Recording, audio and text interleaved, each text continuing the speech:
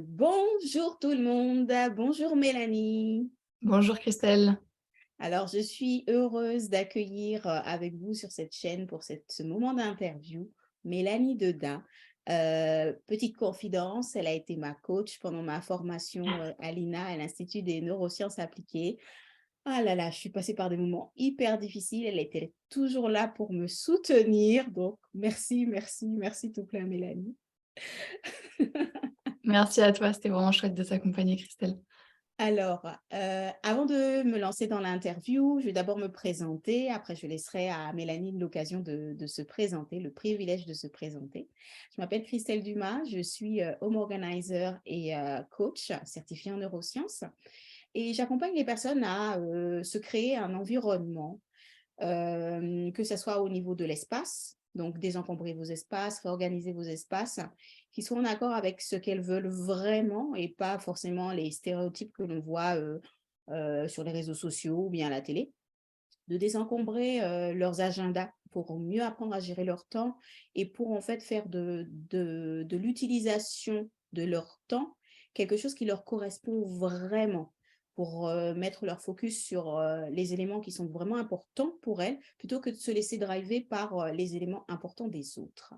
Et au niveau du mindset, on va venir nettoyer tout ça. Si vous avez des croyances qui vous empêchent de progresser dans votre vie, qu'elle soit personnelle, professionnelle ou couple, voilà, vous pouvez faire appel à moi sur ces 3 domaines. Donc, sur ce, Mélanie, je te laisse te présenter et dire à notre audience quelle est cette particularité, en fait, quelle est ta plus-value en tant que coach. Merci beaucoup Christelle. Déjà, je suis contente d'être ici avec toi ce matin. Donc moi, c'est Mélanie, je suis coach certifiée en neurosciences aussi, puisque c'est là qu'on s'est rencontrés avec Christelle. Et j'accompagne les hypersensibles. Je suis coach pour hypersensibles, étant hypersensible moi-même, bien sûr. Je les accompagne sur 2 problématiques différentes qui sont toutes les 2 liées à l'épanouissement professionnel. La première, donc j'accompagne les hypersensibles qui se sentent pas à leur place dans le monde professionnel. Je les aide vraiment à se reconnecter à qui ils sont, pour pouvoir gagner en estime d'eux-mêmes et surtout pour pouvoir trouver leur voie, pour pouvoir trouver leur mission de vie, pour qu'ils se construisent une vie professionnelle qui correspond beaucoup plus à leurs besoins, à leur mode de fonctionnement. Et dans un deuxième temps, j'accompagne les entrepreneurs hypersensibles toujours, qui aimeraient bien évidemment gagner en confiance en eux pour pouvoir développer leur projet avec plus de sérénité et pour pouvoir du coup, là aussi, se créer une vie qui est alignée, qui est adaptée à qui ils sont. Ma plus-value, c'est vraiment que je suis passée par ces 2 stades-là. Moi aussi, je suis en plein dans celui de l'entrepreneur hypersensible aujourd'hui et donc c'est un challenge que je vis au quotidien et donc j'apprends au fur et à mesure à mieux me connaître et plus je me connais, plus je suis capable de créer une vie qui me correspond et donc de façonner quelque chose qui est vraiment adapté à mon mode de fonctionnement, à mes besoins. Et en plus de ça, je suis hypersensible moi-même, donc bien évidemment, je comprends ce mode de fonctionnement-là et donc je suis plus à même de comprendre les personnes qui sont en train de vivre la même chose. C'est vrai que c'est un accompagnement particulier qui n'est pas donné à tout le monde, le fait d'accompagner les hypersensibles, parce que la manière de leur poser des questions, la manière de leur donner des exercices, elle est différente. D'ailleurs, j'en parlais pas plus tard qu'hier avec, avec une autre personne que j'ai interviewée justement, et vous trouverez bientôt ou elle est déjà publiée, je ne sais pas, je verrai l'interview sur ma chaîne YouTube. Mais là, on va se focaliser vraiment sur l'hypersensibilité. Et selon toi, Mélanie, euh, comment est-ce qu'on définit en fait une personne hypersensible? Alors, d'après moi, une personne hypersensible, c'est vraiment une personne qui fonctionne différemment de la majorité des gens. Pourquoi? Parce qu'elle va souvent se sentir en décalage, parce qu'elle va avoir des connexions neuronales qui sont plus nombreuses que la moyenne. Elle va traiter, vraiment les informations qu'elle perçoit de manière, émotionnelle avant de les traiter de manière rationnelle. Donc la majorité des gens ne fonctionnent pas comme ça au premier abord, donc ça peut être difficile à comprendre de l'extérieur aussi et on peut se sentir différent également des autres. Ce sont des personnes qui ont un seuil de détection bas, c'est-à-dire qu'elles vont pouvoir détecter vraiment une stimulation beaucoup plus rapidement, beaucoup plus vite que les autres personnes, même si la stimulation est très basse. Et ça va être des personnes qui vont avoir aussi une tendance à se sentir débordées, que ce soit émotionnellement ou au niveau de la sensibilité aussi, ce sont des personnes qui vont avoir tendance vraiment, dès qu'il y a trop de stimulation ou que les stimulations sont trop fortes, qui vont vraiment se sentir débordées. Donc ça peut être très fatigant. Ce sont des personnes qui sont beaucoup plus vite fatiguées, du coup, épuisées par les stimuli extérieurs. Et selon moi, il y a vraiment 4 grandes dimensions dans l'hypersensibilité.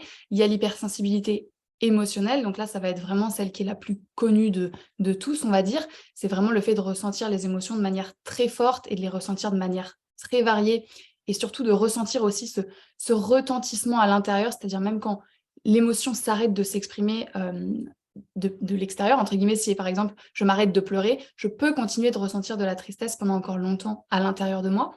La deuxième dimension, ça va être la dimension hypersensibilité sensorielle, donc on appelle l'hyperesthésie. Là, c'est le fait d'avoir 1 ou 2 ou 3 sens peut-être qui sont plus sensibles que la moyenne. Donc ça peut être le fait d'être très sensible au bruit, très sensible à certaines odeurs, à certaines ondes, ne pas supporter les matières qui grattent, les étiquettes, etc., etc. La troisième dimension, c'est la dimension cognitive. Donc là, c'est le fait d'avoir une pensée en arborescence, c'est-à-dire qu'une pensée en amène une autre, qui en amène une autre, qui en amène une autre, etc. Alors que les autres personnes ont souvent une pensée qui est linéaire, donc qui est plus logique, on va dire. Et donc, ce sont des personnes, les hypersensibles, qui vont se poser beaucoup de questions, qui vont beaucoup douter, qui vont avoir tendance à être très perfectionnistes, à avoir un souci du détail très important, etc. Et la quatrième dimension, c'est la dimension relationnelle. Ce sont des personnes qui ont vraiment un système de valeurs très pur et qui vont avoir besoin de créer des liens vraiment très profonds, très soudés avec les autres, qui vont avoir besoin d'aller creuser, d'avoir des conversations profondes, etc., etc. Donc voilà les 4 dimensions pour moi. Et puis vraiment, si on peut l'expliquer en une seule phrase, je dirais que les personnes hypersensibles sont ceux qui vont être beaucoup plus vite stimulés finalement par les stimulations, qu'elles soient internes ou externes, et donc qui vont se retrouver beaucoup plus vite épuisés que les autres personnes. Ok, merci pour cette définition bien, bien, bien précise, hein. Je ne connaissais pas en fait ces quatre, ces 4 particularités et oui, ça fait sens, quand tu le dis, je me dis: «Ah ouais, j'avais pas vu ça comme ça, en fait». Ok. Merci, merci, merci tout. Avec plaisir. Et du coup, ce qui est important de dire aussi, c'est que, parce qu'il y a des personnes qui vont se dire, ah, il faut que je coche toutes les cases pour être hypersensible. Donc là encore, il n'y a pas de case. Le but, même quand on se dit hypersensible, c'est pas de se mettre dans une case, c'est vraiment juste de mieux comprendre un mode de fonctionnement pour pouvoir vivre de manière plus alignée et pour respecter davantage ses besoins. Mais l'objectif, c'est absolument pas de se mettre dans une case. Si le mot hypersensible ne vous parle pas, ne l'utilisez pas. Si ça vous parle, utilisez-le. Souvent, il y a des personnes, quand ils découvrent le mot, justement, ils se sentent soulagés après coup. Donc, si c'est le cas, super. Et il n'y a pas besoin de se reconnaître dans les 4 parties non plus pour être hypersensible. Peut-être que vous allez vous reconnaître dans 1, 2, 3 ou les 4 dimensions et c'est OK aussi. Mmh. Merci, merci tout plein pour cette précision très, très importante. Selon toi, Mélanie, est-ce qu'il y a un piège, un piège principal à éviter en matière, d'hypersensibilité? Oui, alors je dirais que le piège le plus commun, donc celui dans lequel je suis tombée moi aussi et dans lequel on est nombreux à tomber, surtout quand on n'a pas conscience de notre hypersensibilité, c'est souvent ça le problème, c'est comme on se sent en décalage, comme on se sent différent des autres personnes qui nous entourent, on va vouloir forcément être aimé, être accepté, donc on va tout faire pour être comme eux. Et du coup, comment on fait pour être comme eux si on n'est pas comme eux au départ? On va se suradapter. Et donc, cette suradaptation, elle passe par des efforts qui sont pas naturels pour nous, puisque ce qu'on va faire pour être comme les autres n'est pas forcément adapté à la personne qu'on est. Et donc, cette suradaptation, ces efforts qu'on va faire au quotidien, c'est ceux-là qui vont nous épuiser et du coup, qui vont créer une souffrance. Donc, souvent, on a l'impression que c'est notre hypersensibilité qui nous crée de la souffrance, c'est notre hypersensibilité qui est un problème. On essaye de s'en débarrasser, justement. Mais c'est tout là le piège, c'est que plus on va faire ça, plus on va faire des efforts qui vont nous épuiser. Et en plus de ça, on va tenter de devenir quelqu'un d'autre. Et donc, le fait de vouloir devenir quelqu'un d'autre, de cacher qui on est, inconsciemment, ça nous fait prendre conscience, ça nous dit qu'en fait, on n'est pas assez, on n'est pas assez bien, on n'est pas comme il faut. Et donc, on doit cacher notre propre personne. Donc ça contribue énormément aussi à diminuer l'estime de soi. Donc ça, c'est vraiment le piège principal, c'est de vouloir être comme les autres et du coup de s'adapter à eux en devenant quelqu'un d'autre. Merci. Donc, du coup, on dépense énormément d'énergie parce que on essaye de se suradapter. Mmh. Donc ça, ce sont des comportements que l'on a, alors que déjà, naturellement, je veux dire, par le fonctionnement du corps, on a déjà, une grosse dépense en énergie parce que notre cerveau fonctionne de cette manière. Ça fait une Mmh. double peine, en fait, j'ai l'impression. Exactement, Waouh! exactement et c'est vraiment important de comprendre que l'hypersensible, quand il fait quelque chose qui lui plaît pas, qui lui convient pas, il va vraiment s'épuiser très, très vite. Mais ça veut pas dire qu'il a pas d'énergie puisqu'à l'inverse, s'il fait des choses qui le portent, qui l'animent, il va pouvoir gagner en énergie beaucoup plus vite aussi. Mmh. Merci tout plein. Du coup, selon toi, est-ce que, le regard ou les pensées que j'ai, par rapport à mon hypersensibilité m'empêchent de m'épanouir?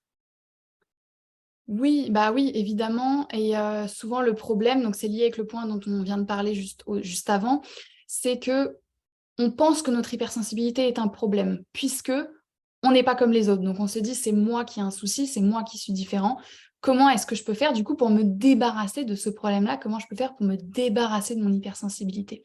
Mais donc bien évidemment, si on se dit que notre hypersensibilité est un problème, forcément, penser de cette manière-là, ça va pas nous aider à nous sentir mieux, à nous sentir bien et tant qu'on va rester dans l'optique de: «Je dois me débarrasser de mon hypersensibilité et quand j'aurai réussi à le faire, je pourrai être heureux, je pourrai être épanoui» et cetera. Ben, forcément, c'est un peu peine perdue puisqu'on peut pas changer notre hypersensibilité, elle fait partie de nous et on peut pas se débarrasser d'un aspect de soi-même. Donc à partir du moment où on garde cette pensée-là, où on se dit: tant que je me débarrasse pas de mon hypersensibilité, tant que je suis pas autrement, tant que je suis pas comme les autres, je serai pas capable de m'épanouir, d'être bien dans mes baskets et cetera. Forcément, on pourra pas se sentir bien. Je vois très bien et ça me rappelle, le, une des 1 étapes du process motivation, l'acceptation, s'accepter tel qu'on est. Mmh. Ouais, je vois tout à fait ce que ça peut donner et du coup, selon toi, hem, comment est-ce que je peux faire pour que mon hypersensibilité ne soit plus un poids pour moi, en fait? Mmh. Bah, je pense que donc on a déjà un petit peu répondu à la question et notamment avec ce que tu viens de dire, mais déjà la première chose à faire, c'est d'intégrer que c'est pas ton hypersensibilité qui crée tes souffrances. Ça, c'est vraiment le plus important. C'est pas l'hypersensibilité le problème, c'est de se suradapter aux autres et du coup de vouloir changer sa nature. Ça, c'est vraiment le problème principal et c'est ça qui nous épuise, c'est ça qui nous demande le plus d'énergie et qui nous crée de la souffrance. Ensuite, dans un deuxième temps, moi je dirais qu'il faut surtout prendre conscience, ça c'est vraiment une étape super importante, prendre conscience qu'on a 2 choix. Premier choix, c'est: «Je déteste mon hypersensibilité, donc, je lutte au maximum, j'essaye de la cacher au maximum, je tais ma nature profonde finalement et je fais tous les efforts possibles, même si ça m'épuise et ça me rend pas heureux, pour pouvoir être comme les autres en espérant un jour être heureux. Mais je comprends que je n'y arriverai pas en faisant comme ça, puisque je peux pas être heureux en étant quelqu'un d'autre. Et la deuxième option, c'est: je décide d'accepter mon hypersensibilité parce que je prends conscience qu'elle fait partie de moi et que j'aurais beau mettre en place toutes les stratégies possibles, je ne pourrai pas m'en débarrasser. Elle sera toujours là parce que ça fait partie de moi.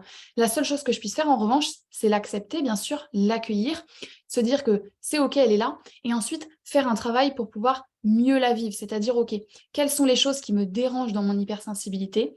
Donc peut-être, là, à ce moment-là, faire une liste de toutes les choses que je n'aime pas, que je n'accepte pas dans mon hypersensibilité, puis me demander, ben, comment est-ce que je peux apaiser ces choses-là finalement? Est-ce que je peux mettre en place des actions? Est-ce que je peux changer mon mode de vie? Est-ce que je peux changer mes pensées sur ces défauts-là, que je considère comme des défauts? Et en face de ça, ben, lister tous les aspects positifs, toutes les choses que moi je considère comme des qualités dans mon hypersensibilité, parce que oui, il y en a plein.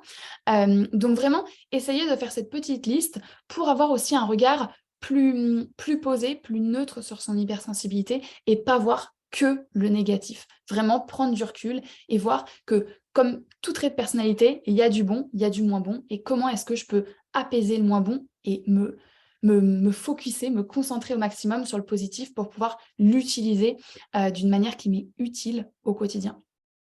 Il y a quelque chose que tu as dit qui est clair pour moi, hein, Mmh. parce que nous avons fait la même formation, mais qui pourrait, surprendre des personnes. Mmh. C'est possible de changer ses pensées?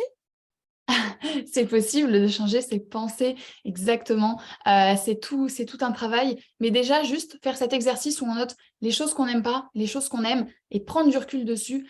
Rien que ça, déjà, c'est un exercice tout simple qui va permettre de modifier justement le regard qu'on porte sur notre hypersensibilité et qui va commencer à nous permettre de modifier justement nos pensées par rapport à ça. Bon, je vous préviens, cet exercice, il est puissant. Prenez le temps de le faire. Heu, Tout changement commence par une prise de conscience. Donc, je ne peux que vous recommander d'y aller. Prenez une feuille dès maintenant, commencez votre liste. N'essayez pas forcément de la finir tout de suite là, mais, commencez-la, vous verrez, il y aura des changements. Exactement. Et c'est intéressant ce que tu dis aussi, vous n'êtes pas obligé de la finir tout de suite. Souvent, on se met de la pression ou quoi. Prenez une feuille juste et revenez-y, même s'il faut y revenir tous les jours, parce que le premier jour, vous aurez noté qu'un mot ou 2 mots.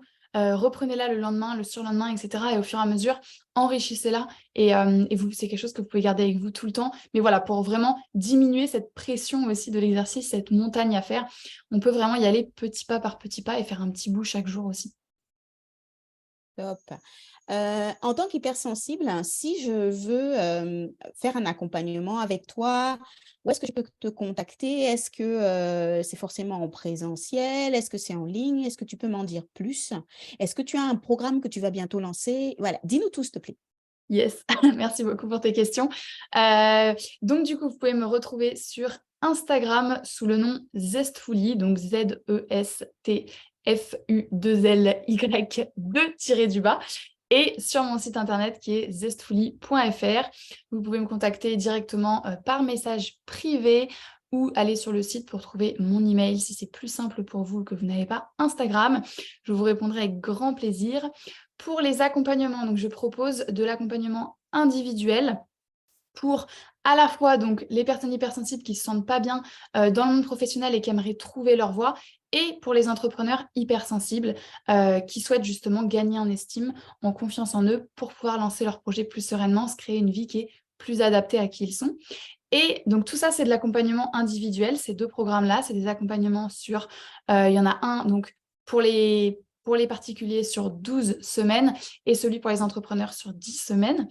Et je vais bientôt lancer aussi un petit produit qui sera autour de 100 € et qui sera un mini coaching à faire en autonomie, en ligne. Mais bien évidemment, vous pourrez me contacter pour avoir vos questions. Il y aura des vidéos, des mises en action, des exercices, des PDF, etc. Et ce sera vraiment uniquement sur les émotions, sur comment naviguer plus sereinement à travers ces émotions, parce que c'est vraiment la demande qui revient à chaque fois, la problématique qui est la plus importante pour vous en ce moment, en tout cas. Donc voilà toutes les informations. Les coachings, du coup, comme tu le demandais, se font en ligne. Tout se fait en visio et ça se passe très, très bien comme ça. Et je pense que j'ai tout dit. Donc merci à toi pour tes questions. J'ai testé le coaching en visio, ça marche très. On n'habite pas au même endroit, Mélanie et moi, mais nous avons quand même réussi à travailler ensemble. Ouais. Et on peut pas Bon, faire l'autruche même en visio. ah, oui. Il y a des fois où j'avais pas envie de venir aussi, mais j'avais un engagement, donc voilà. Exactement. Exactement. C'est important de comprendre qu'effectivement, il y a certains moments qui sont désagréables aussi, mais c'est super important pour avancer. Ça fait partie du processus aussi. Donc tu as raison de le dire. Tout à fait. Ben, sur ce, je te remercie beaucoup Mélanie pour ce temps que tu m'as accordé, que tu nous as accordé, pour, cet exercice hyper puissant. Franchement, ne le sous-estimez pas que tu as partagé, pour cet éclairage, beaucoup plus poussé que ce que j'ai déjà lu pour l'instant sur le sujet. Donc, merci, merci, merci, merci Génial. beaucoup Mélanie. Merci beaucoup à toi pour ton invitation. C'était trop chouette de faire cette interview avec toi. J'étais ravie et j'ai trop hâte d'avoir vos retours aussi. N'hésitez pas si vous avez des questions à les envoyer à Christelle ou à moi. On sera ravis de vous répondre.